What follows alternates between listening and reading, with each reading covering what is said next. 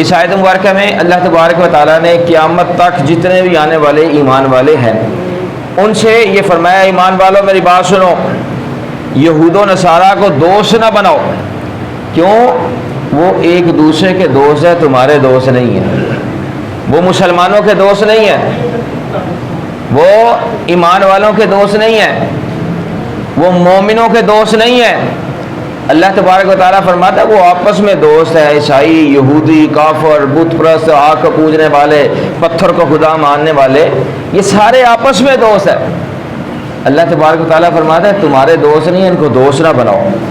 اب اگر کوئی بندہ یہود و نصارہ کو دوست بناتا ہے تو یاد رکھیں وہ اللہ تبارک و تعالیٰ کے اس فرمان کے خلاف چل رہا ہے، اللہ تبارک و تعالیٰ کے فرمان پر عمل نہیں کر رہا، قرآن مجید کی شایت پر عمل نہیں کر رہا۔ جو کشکول لے کر یہود و نصارہ کے پاس جاتے ہیں، یاد رکھیں وہ اس آیت مبارکہ پر عمل نہیں کر رہے۔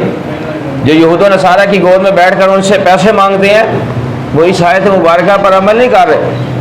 جو یہود و نصارہ کے پیروکار ہیں، یہود و نصارہ کے پیسوں پر پلنے والے لوگ ہیں، یاد رکھیں وہ اس آیت مبارکہ پر عمل نہیں کر رہے۔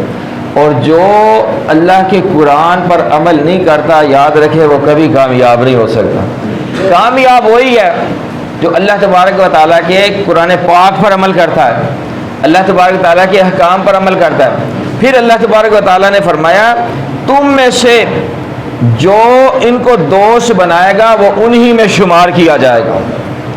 کتنی بڑی اللہ تبارک و تعالیٰ نے یہ بات ارشاد فرمائی، جو دوست بنائے گا، پہلے تو فرمایا ان کو دوست نہ بناؤ، پھر فرمایا اگر تم نے نہ مانا، اگر تم نے میرے احکام پر عمل نہ کیا، اگر تم نے قرآن مجید کی شایت پر عمل نہ کیا تو اللہ تبارک و تعالیٰ فرماتا ہے تم انہی میں سے ہوگے۔